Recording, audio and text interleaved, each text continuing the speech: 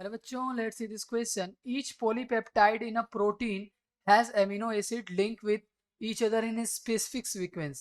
This sequence of amino acid is said to be. इस sequence को क्या बोलते हैं? एमिनो एसिड के इस सीक्वेंस को क्या बोलते हैं?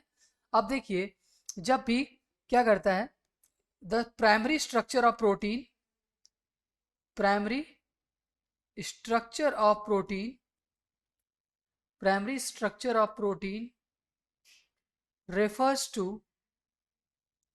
linear sequence of amino acid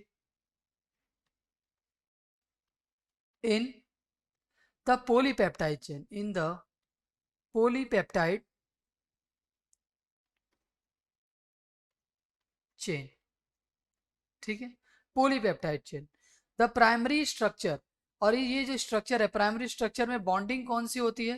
primary structure में जो बॉन्डिंग होती है ना, वो होती है कोवेलेंट बॉन्ड.